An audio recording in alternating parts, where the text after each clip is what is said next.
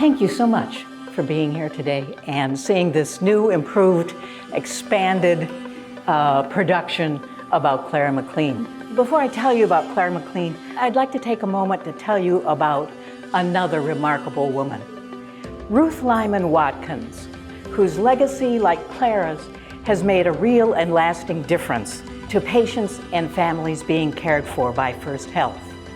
Ruth was a cancer patient at Moore Regional Hospital, where she met other cancer patients, many traveling from outside Moore County, who were struggling to afford gas or a place to stay during weeks of radiation and chemotherapy. After hearing their stories, Ruth became their fierce and determined champion. In 2000, Ruth established a charitable trust with the Foundation of First Health.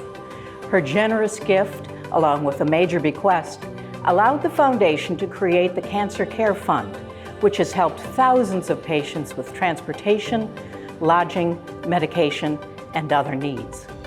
Before passing away in 2002, Ruth dreamed of the community building a hospitality house near the hospital where patients and families would find a welcoming and safe haven of kindness and support.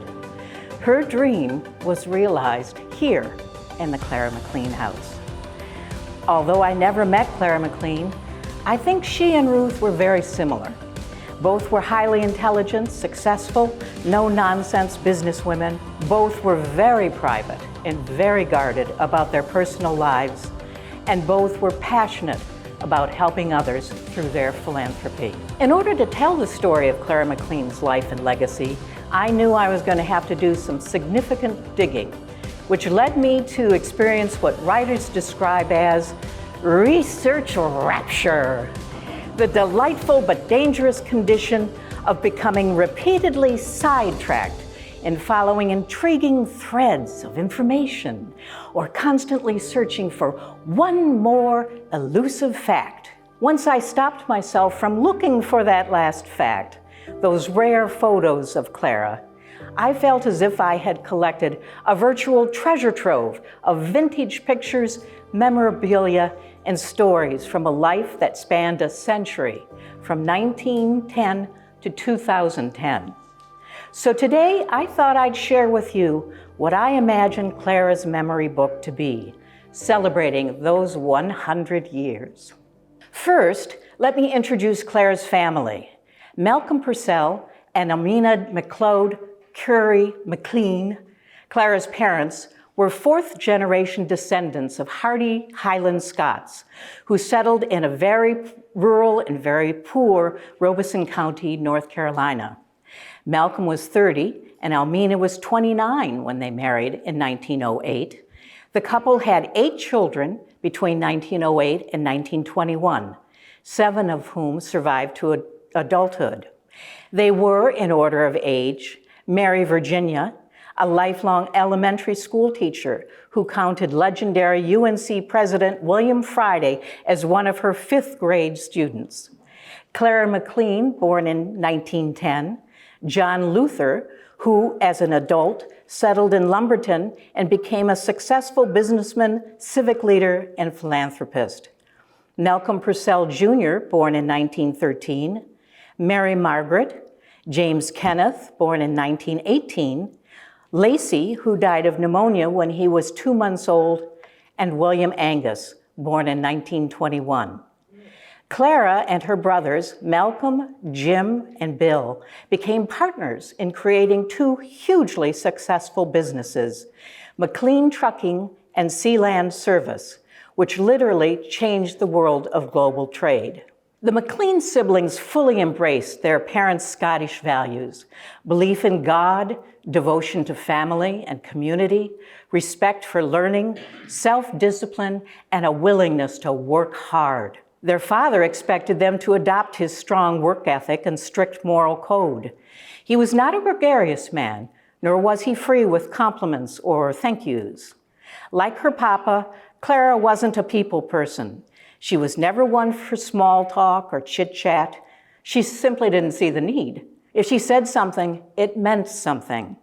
Nor did she depend on anyone else's good opinion of her. Clara remained solitary all her life, a demanding perfectionist who, like her father, had high expectations of herself and of others. Early on, Clara's parents saw that she had a real knack for homemaking. They gave her a packed house in the backyard to use as her playhouse. There she spent many quiet afternoons by herself, sewing curtains, making quilts, doing needlework, and playing with her pet billy goat. During those hard-scrabble years growing up on the farm, Clara became financially astute, disciplined about saving, careful about spending, and wise about investing, habits she maintained throughout her life. She encouraged her younger brother, Malcolm, to save the commissions he earned selling his mother's farm eggs by the side of the road. But Clara's lesson may have fallen on deaf ears. She loved telling the story about asking her brothers, Malcolm and Jim, to join her in buying a wedding present for their older sister. Neither brother had ready cash, so Malcolm gave Clara a post-dated check, and Jim gave her a lien on his pig. The check bounced, and the pig died. It was a life lesson Clara never forgot. If you make a contract, do what you say you're going to do. When Clara graduated from Maxton High School in 1928, the general belief in the South was that a woman's place was in the home or at a typewriter. Indeed, career choices for women were limited to secretary. If you can smile through the whirl of a busy day, you're a secretary. Nurse. Some girls are just born with nursing skills in their souls. Or teacher. God found some of the strongest women and made them teachers. In fact, 3/4 of professional women at the time were either nurses or school teachers. After evaluating her skills and options, Clara decided on a career in teaching and majored in home economics at North Carolina College for Women in Greensboro. Though she had very little and lived very simply at college, Clara was always meticulous about her appearance. Every night before bed, she carefully washed her single handkerchief and dried it on her mirror so that the next morning it would look like it had been freshly starched and ironed. In the final semester of her senior year, Clara lived for 6 weeks in the college's home management house on campus. During those long, grueling days, she proved to be a perfectionist with an extraordinary work ethic, a passion for meticulous order and exacting detail, and a real aptitude for accounting, management, and organization. After graduating from college, Clara returned to her hometown of Maxton and lived with her parents on their farm until she could find a job. Built at the junction of 2 important rail lines in Robeson County, Maxton had become an important mercantile and cotton transportation center. By 1910, when Clara was born, it was one of the most prosperous and fastest growing communities in southeast North Carolina. With its thriving downtown and modern amenities, Maxton was the envy of surrounding communities. But with the cotton crop failure and drop in food crop prices and bank failures in 1924 and 1931, the Great Depression arrived in Maxton and Robeson County years before the rest of the country. By the time Clara returned home from college in 1932, the deepening depression put an end to her plans to be a teacher. North Carolina schools were cutting staff by the hundreds, and those who kept their jobs often received salary cuts and even vouchers as promises of pay instead of actual paychecks. At a time when so few jobs were available, millions of single women had to find work, most poorly paid, to support themselves and to help support their families. With characteristic McLean determination and a willingness to work hard, Clara took 3 jobs. During the week, she was a secretary with Carolina Power and Light. In the evenings, she did bookkeeping for Maxton Feed and Supply for a dirt cheap salary because, the store owner said, she lived with her mother and she didn't have any overhead. a comment Clara never forgot. Years later, when Clara hired people to work for McLean Trucking and Sealand Services, she was scrupulously fair when setting wages and salaries for both men and women. And on weekends, Clara assisted the charismatic new minister at Maxton Presbytery Church as church secretary. When her younger brother Malcolm graduated from high school in 1931, there was no money for him to go to college. As the Depression deepened, he discovered jobs were as scarce as pearls in oyster stew. After a brief stint stocking grocery store shelves, Malcolm managed a small service station adjoining the Hotel Townsend in the nearby health resort town of Red Springs, the South Saratoga. To supplement his meager income, Malcolm borrowed a rusted-out trailer, hooked it to his battered car, and started transporting the station's fuel from Fayetteville. He then bought a second-hand pickup truck on credit and hauled local farmers' produce and dirt for WPA projects. Within 6 months, Malcolm got another truck, and in 1934, McLean Trucking was born.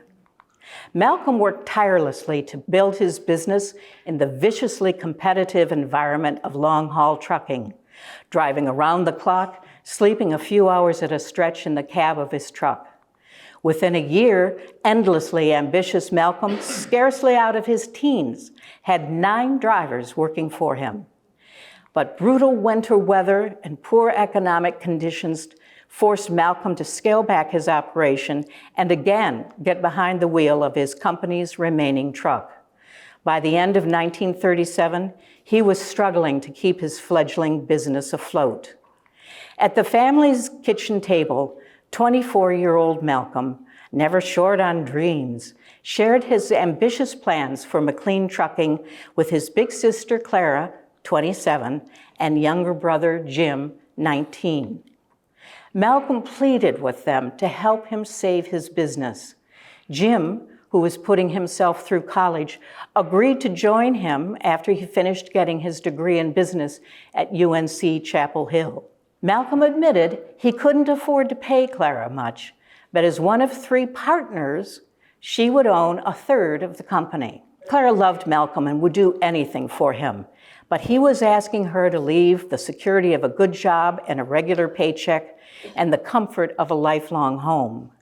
More importantly, she would be leaving her aging parents, both nearing 60, to operate the family farm with only her baby brother Billy, just 16 years old, to help them. Clara agreed she would quit her job at Carolina Power and Light, but not until Malcolm got their mother's permission. Little did either of them know that they would lose both parents in less than 10 years. In 1937, Clara moved to Fayetteville, where Malcolm had his trucking company and lived with him and his young family while she managed the McLean Trucking office. Over the next few years, the nation's economy improved as the McLean siblings built their business. By 1940, McLean Trucking had 30 trucks on the road and was earning nearly $250,000 a year, equivalent to $5 million today.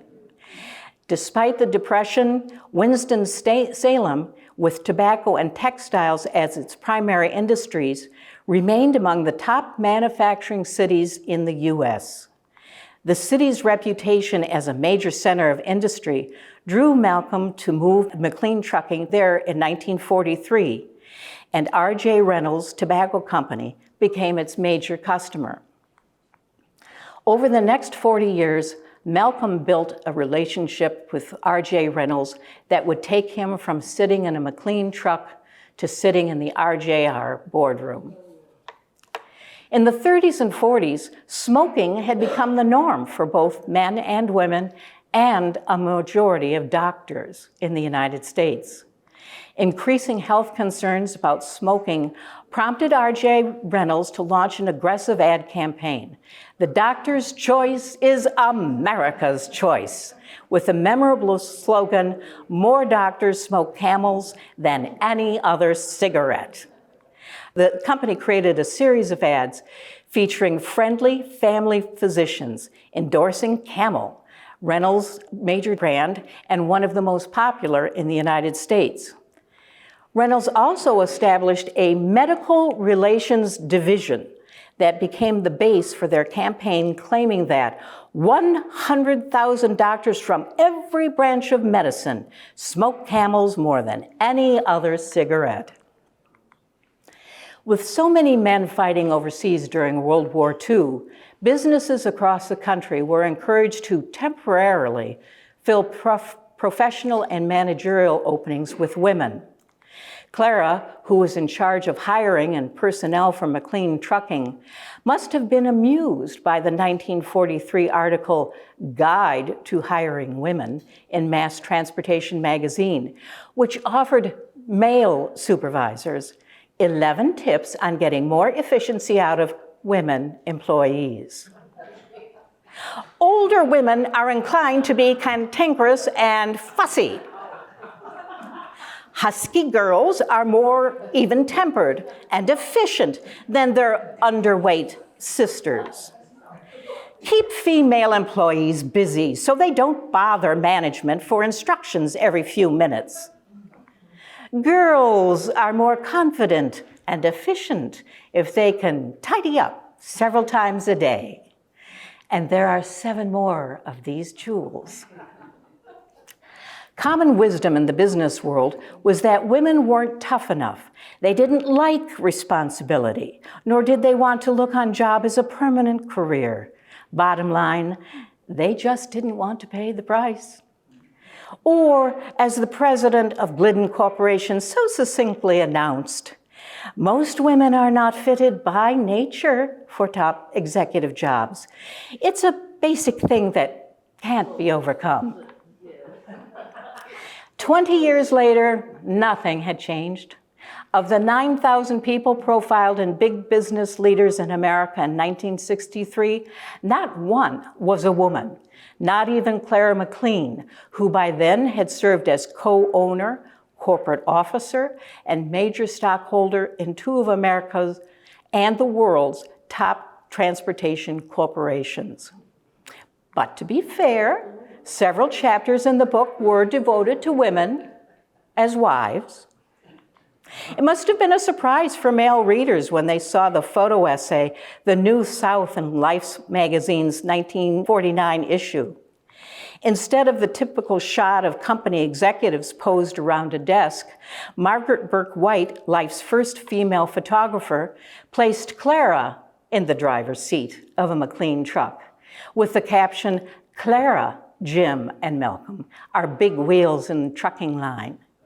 It was one of the few times Clara allowed herself to be in the public eye.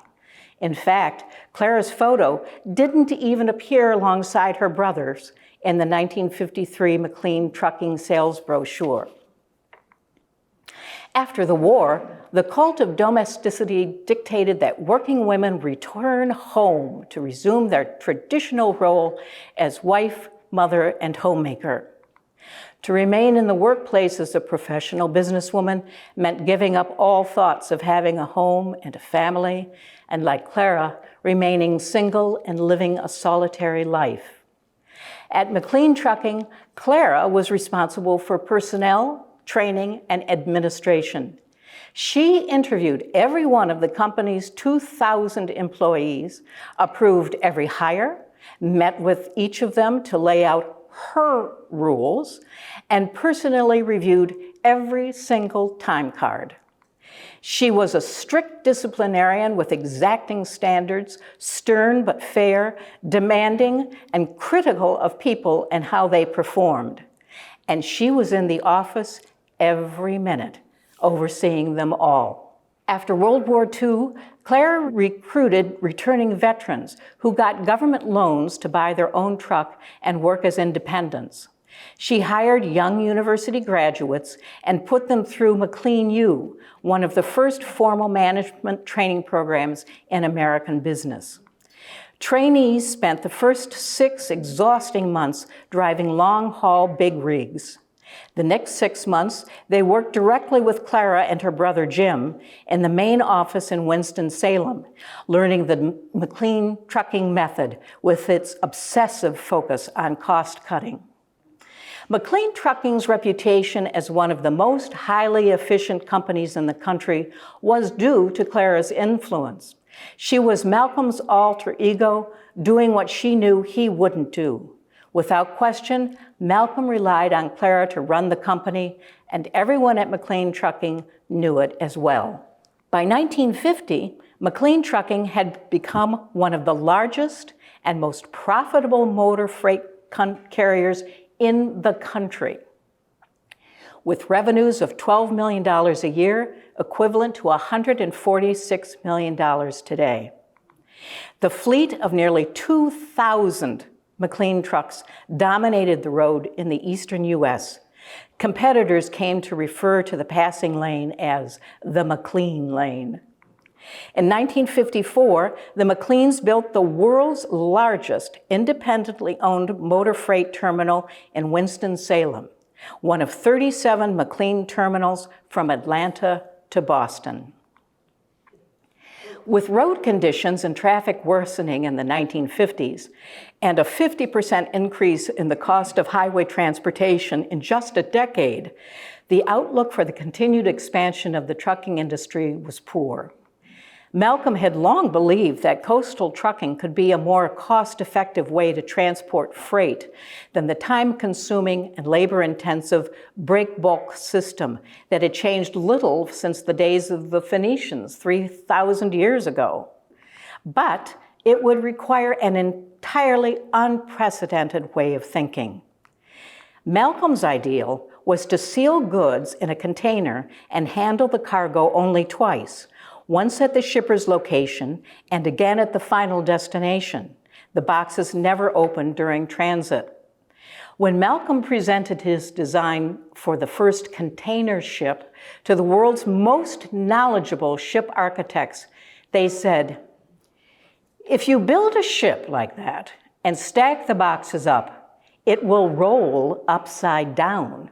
Simply put, it can't be done." Determined to make what the world considered an impractical idea a proven reality, Malcolm again turned to Jim and ever-loyal Clara, just as he had with McLean Trucking, and asked them to roll the dice with him on their new future. One stumbling block among many they faced was that Interstate Commerce Commission had ruled that no one could own both a shipping company and a trucking company. So in 1955, after 20 years in the trucking business, the three McLean siblings from rural Maxton, North Carolina, sold McLean Trucking, then the second largest trucking company in the United States, for $25 million, $280 million today. They transferred their 75% stock ownership to the new corporation, McLean Industries, and entered the shipping business. When Malcolm was asked if it was a big decision to drop McLean Trucking and try a new venture, he said, "I had to do it. I kept saying to myself, what if someone else does it and I don't?" In the first leverage buyout in U.S. history, the McLeans bought the Pan-Atlantic Steamship Corporation and its parent company, the Waterman Steamship Corporation, located in Mobile, Alabama, the largest privately owned steamship company in the world, paying $42 million, or nearly $500 million today. With both parents deceased, Clara said a sad farewell to her brothers and sisters, nieces and nephews, and for the first time left her lifelong home of North Carolina and traveled with Malcolm to Mobile. After arriving at the train station, the pair went to the Waterman Building, topped by its signature W with its lavish executive offices and the gigantic 12-foot rotating globe made by Rand McNally that dominated the opulent lobby. It soon became painfully obvious to the McLeans that the Waterman environment didn't breed the sort of creative, aggressive, hungry employees that would make their revolutionary shipping business a success. The siblings quickly made it clear to everyone at Pan Atlantic and Waterman that their business was no longer about shipping, it was about moving cargo. For the next 11 months, the McLeans worked tirelessly to realize Malcolm's vision and sell his concept of containerization to a skeptical and hostile world. Malcolm focused on the design of the stackable metal containers built by their venture partner Freuhoff Trailers and sold by Sealand. One of his key moves was to make his patent for containers available to the entire industry, including his competitors, by issuing royalty-free leases. He also directed the redesign of vessels and ports, piers and cranes, truck trailers and railroad cars.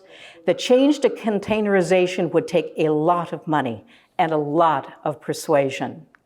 Jim McLean focused on the enormous challenge of selling a new way of shipping to regulatory agencies, shipping companies, port authorities, truck and railroad executives, and labor unions. For her part, Clara was responsible for whipping the notoriously lax Waterman Steamship Company into shape. It took just 15 months for the McLeans to realize Malcolm's vision. On April 26, 1956, the deck of the SS Ideal X, a converted World War II oil tanker, or as some derisively called it, an old bucket of bolts, was loaded with 58 containers and set sail from Port Newark, New Jersey, on its 5-day journey to Houston, Texas. When a top official in the International Longshoremen's Association was asked what he thought of the newly fitted container ship as it docked, he replied, "I'd like to sink that SOB." Clearly, he knew the old days of longshoremen were at an end. 3 more converted container ships were quickly put into service. For his part, Malcolm had no romantic love of the sea. He saw a ship as a big truck. He initially insisted that all Sealand ships be known by numbers, not names. But he relented when he was told, "No captain wants to go down with a ship that's called Container Ship Number 1. So the McLeans named their next ships the SS Amita in honor of their mother and the SS Maxton for their hometown. For the next 2 years, the siblings worked around the clock to sell their new way of moving cargo. Despite their heroic efforts, by 1958, competitors were trading rumors that McLean Industries was near bankruptcy. Malcolm, Jim, and Clara agreed that if their shipping business was to survive, Pan Atlantic needed a culture change. Their plan was for Jim to stay in Mobile and manage the Waterman Steamship Corporation. Youngest brother Bill, who had joined the company, would move to Tampa to manage the Waterman Gulf, Florida terminal. And Clara and Malcolm would move to New York City to open Pan Atlantic's temporary office in a converted pineapple warehouse in New Jersey's Port Newark before moving to their permanent headquarters in Port Elizabeth, New Jersey. For the first time in their lives, the 2 farm kids from rural North Carolina would be living in one of the greatest cities in the world. Wealthy beyond their wildest dreams, Malcolm and Clara soon bought spectacular co-op apartments in the Pierre Hotel overlooking Central Park. The pair was determined that the new Pan Atlantic would have a very different atmosphere from that in Mobile. Sealand Services, as they named their company in 1960, reflected Malcolm's vision and Clara's practicality. It would have a dynamic entrepreneurial culture with smart, aggressive, ambitious employees whose performance was constantly measured. Young recruits to Sealand were given intelligence tests and personality tests, a rare practice in the 1950s. Education wasn't important, and intellectual errors were frowned on. New hires were advised to fracture their grammar to fit in with a crowd of truckers. Miss Clara, as Sealanders called her, was totally involved in running the business. She knew every aspect of the company and set its policies and standards.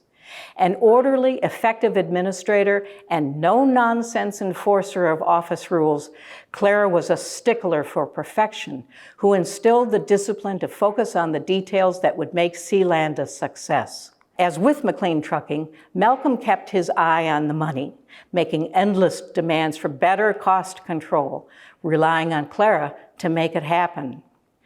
Everyone in the Pan-Atlantic and Sealand offices from coast to coast panicked when they heard that Clara, the company enforcer, was coming. Even Malcolm was afraid of his sister. The Sealanders' mantra became, "Don't tell Clara." When Miss Clara said something, you moved right smartly, one employee said. You didn't ask why or whether she was correct or not. You did it, pronto. If Clara found something she didn't like, she would leave a note on the desk of the offender. As one Sealander said, you did not want to get one of those notes. Rather than having an office with the other executives, Clara placed her desk in the middle of a large open floor where desks were lined up side by side. There she kept an eye on everything and everyone. Managers who were promoted into glass-fronted offices of their own found that Clara had selected their furnishings for them, right down to the art. If you put a picture or a calendar on the wall, one manager said, you got a note from Clara the next morning. She even controlled the size of the potted plants in each office. The plant indicated your stature in the company, one executive explained. If your plant got too big, Miss Clara would come around and cut it back. No detail escaped Clara's notice. It was not unheard of for her to go outside to a nearby phone booth and call into the office to see how people answered their phones. When she pointed out to the vice president of personnel that a secretary was making a personal call, the VP said, "How do you know?" "Because," Clara responded, "she is laughing." As for herself, Clara felt it would be undignified for anyone to see her laughing. Clara instilled on strict office decorum, believing that anything casual would lead to a lack of concentration and efficiency. That meant good grooming, coffee nowhere but in the coffee room, no personal phone calls, and desks cleared every night. An executive who left a sample of a Matchbox Sealand tractor-trailer toy on his desk when he went home for the evening found the next morning that it had been replaced by a note that said, "If you want your toy back, see Clara." Convinced that Clara wasn't going to be able to drive in from New York City to the New Jersey office during a terrible snowstorm, Paul Richardson, president of Sealand, took it upon himself to send the staff home early. In their rush to get out, the departing employees threw open the front door and emerged into the suddenly dazzling sunshine just as the intrepid Miss Clara was coming in. "Clara," Paul said, "just don't go there. Just give me a gun and I'll shoot myself." There was no doubt that Clara would always have the last word.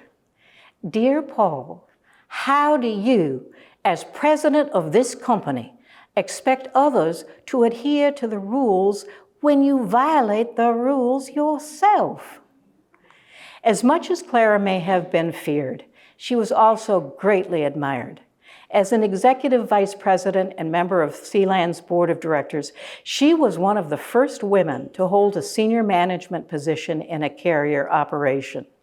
As one Sealand employee explained, although women at the time were primarily in secretarial and clerical positions, there were a few exceptions, which gave those women, such as myself, a glimmer of hope that one day we could enter the golden carpet area that was reserved for executives at Sealand.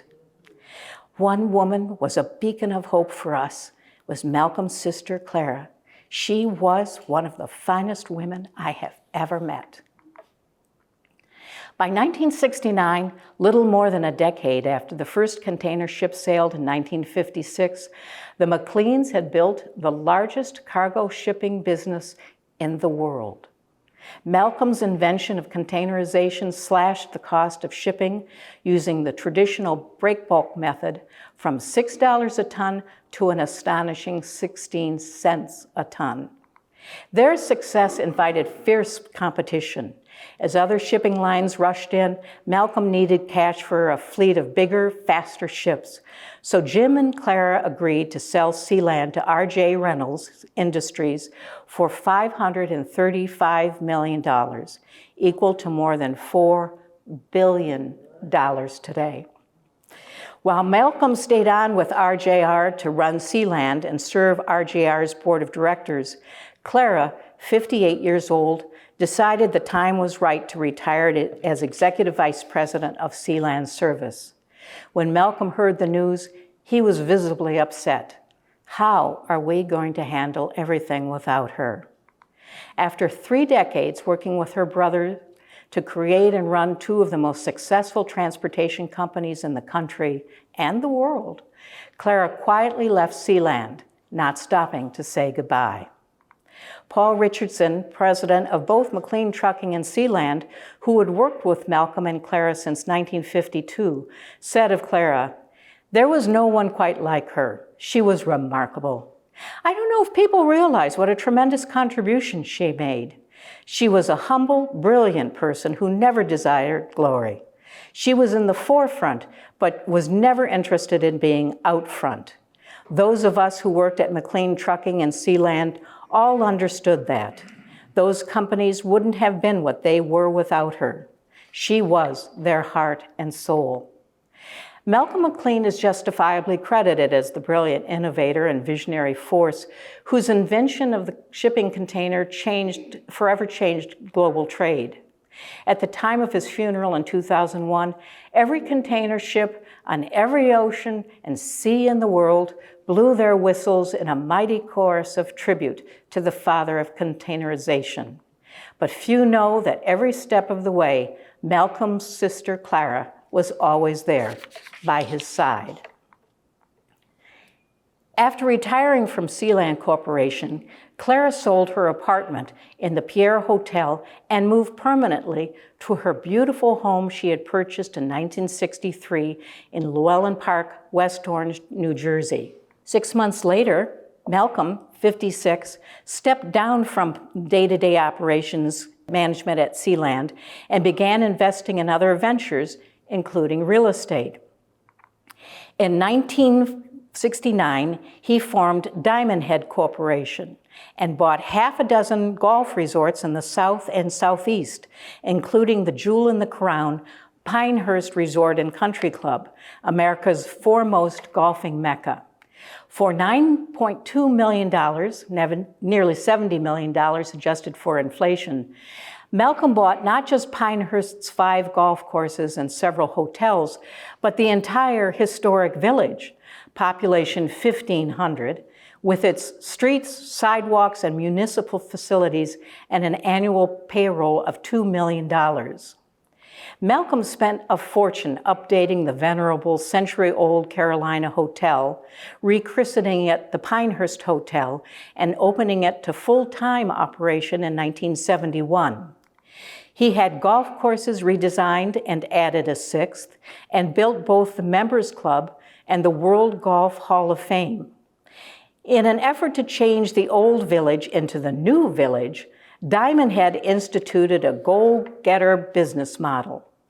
Not everyone was pleased.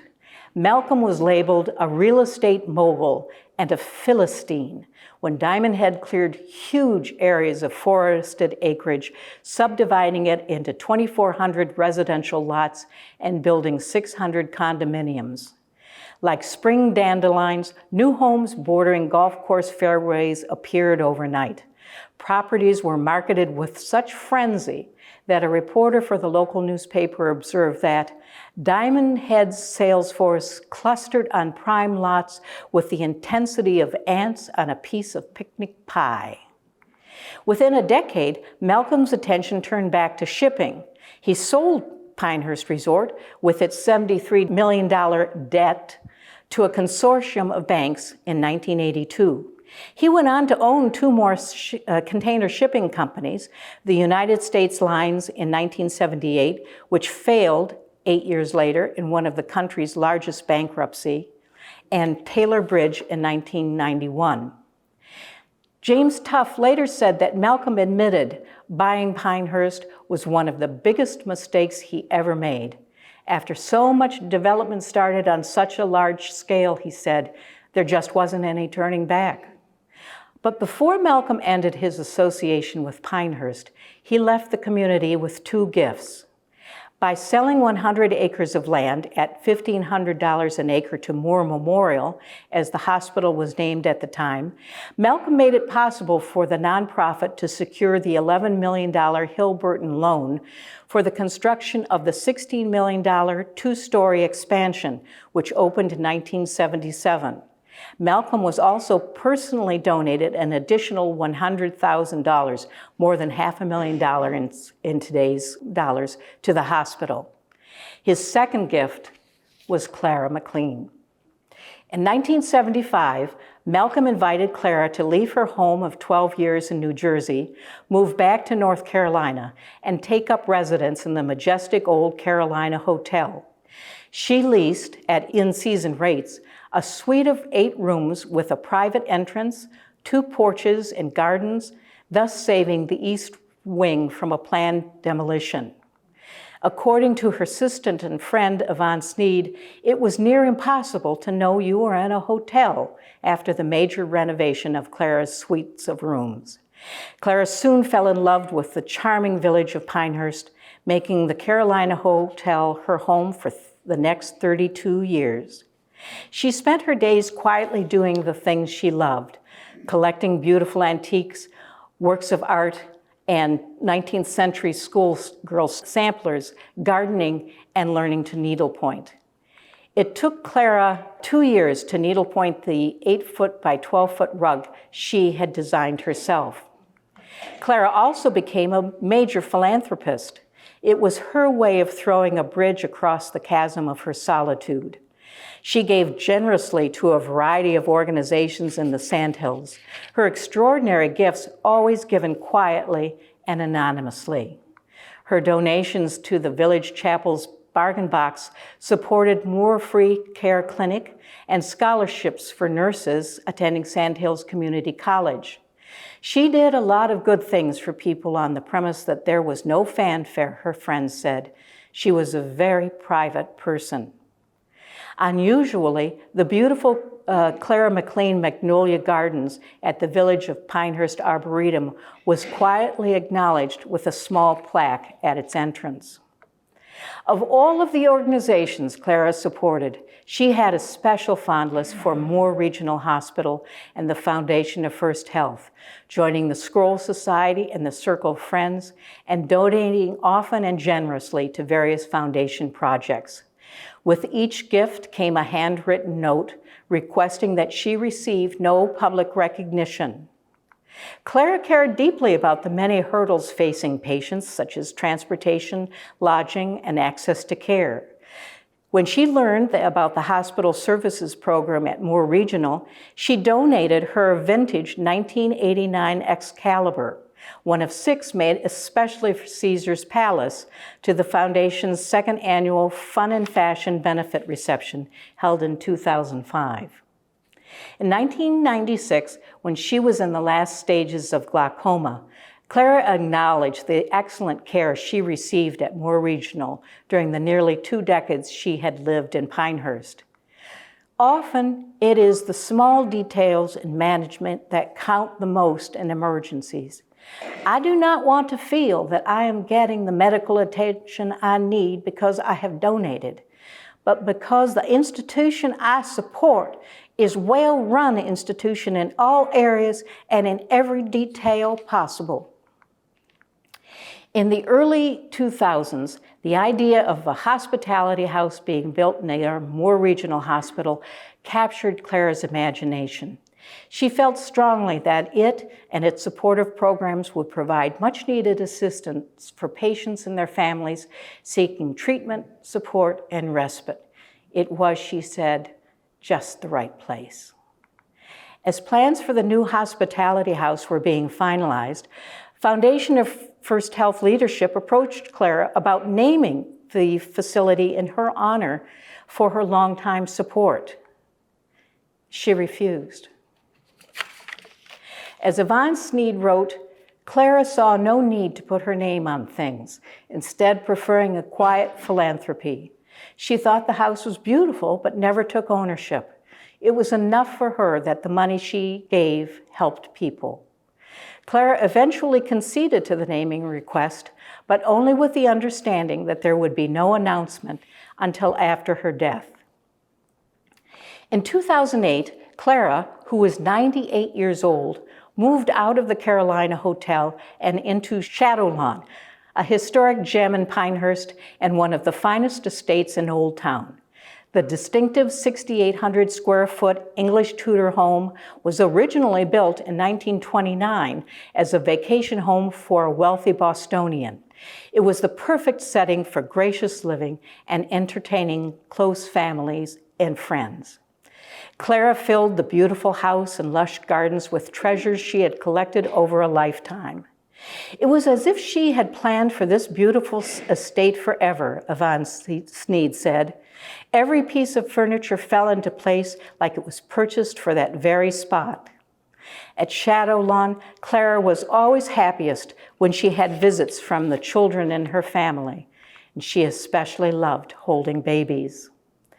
On August 1st, 2010, Clara Lee McLean, the last of the 8 McLean siblings, passed away at the age of 100. She was part of an extraordinary family who literally changed the world. At Clara's funeral at the Village Chapel in Pinehurst, the first 13 rows were taken with her relatives, including 39 nieces and nephews. She now rests in the family plot at Oak Grove Cemetery in her hometown of Maxton, near her parents and her beloved brother, Malcolm.